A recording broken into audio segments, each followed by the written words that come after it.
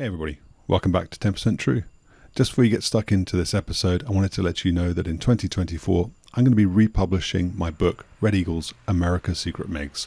That's the story of the 4477th Test and Evaluation Squadron and the program Constant Peg that exposed American fighter aircrew to secretly acquired and operated MiGs in the Nevada desert in the 1970s and 1980s.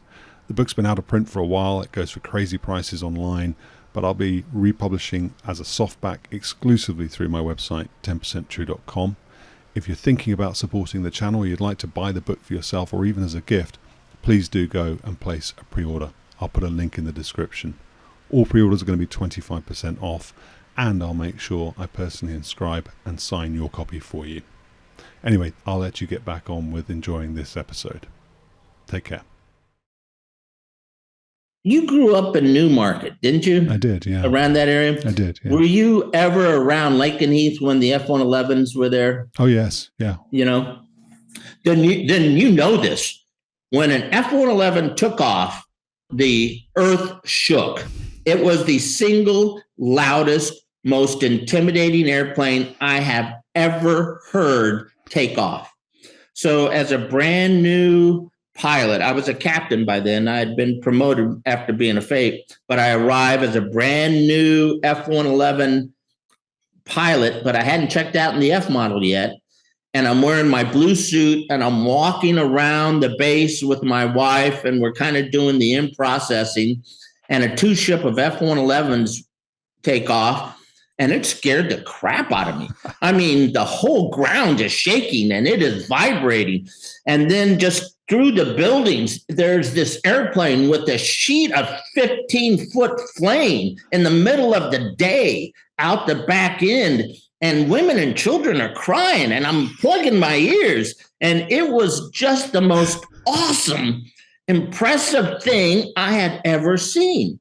And everybody just kind of came to a standstill and the airplane goes away and now we can talk again. And this happened every time a plane took off, whether you were in the BX buying diapers, the commissary buying milk, out at the track jogging. When an F-111 took off, people just stopped trying to communicate. You waited until it was done and then you resumed the conversation. So the airplane, first off, was a beast.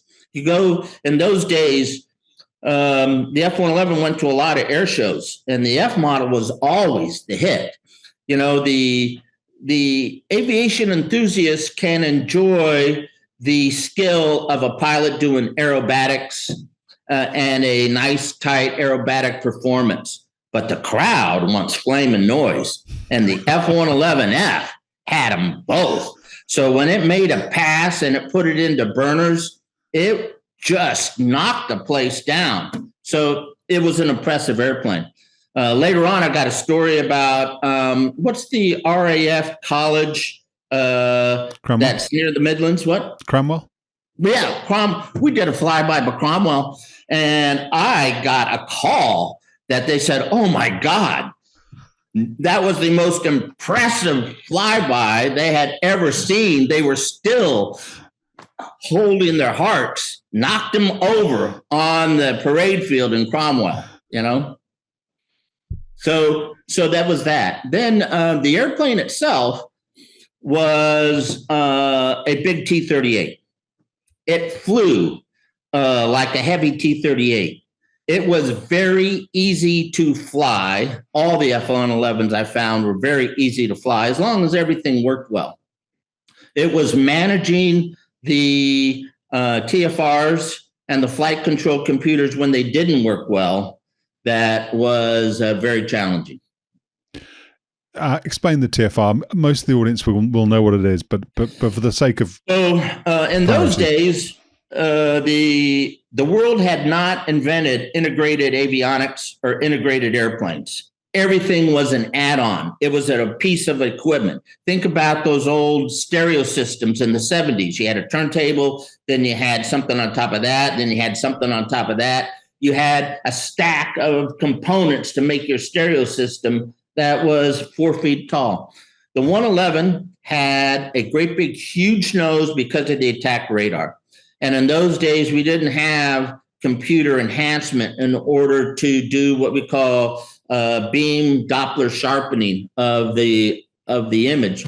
So the bigger the radar dish, the more resolution you could have on your returns. And the F-111 was going to perform interdiction and drop bombs in all weather, and it was going to be a radar delivery airplane primary. So you needed a big radar dish to give you the resolution on the ground returns in order to distinguish the target. So you got this big radar dish in front, and it was mechanical. It went like this, and it was controlled from the right seat. Then right underneath that big radar dish, you had two TFR little antennas that were completely separate, redundant, separate, completely different. And they were controlled by a panel in the center of the airplane. And they kind of spun like this. We usually put one in this mode and the other in one of these modes like this as a redundancy. So they're going like this the whole time.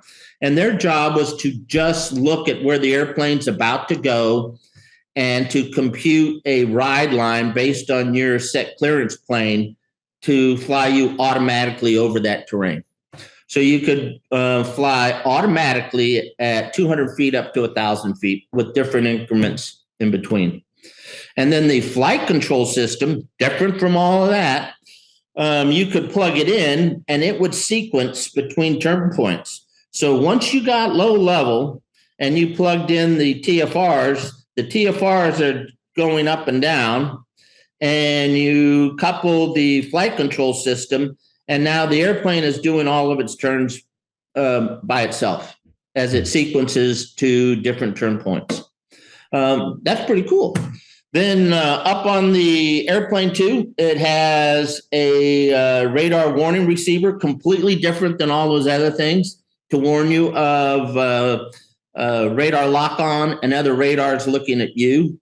The other thing, it had an HF radio that was kind of unique for a fighter type airplane. We could call long range on the HF radio, listen to BBC radio on the HF. It was really kind of a neat add-on. And then you had chaff and flares, completely different. And you had your weapons control panel, completely different. Your bombing modes that kind of tied everything together. And then on the right side, a control panel to input what was the first generation of computer inputs into a very rudimentary onboard computer. And last but not least, it had a submarine inertial navigation system.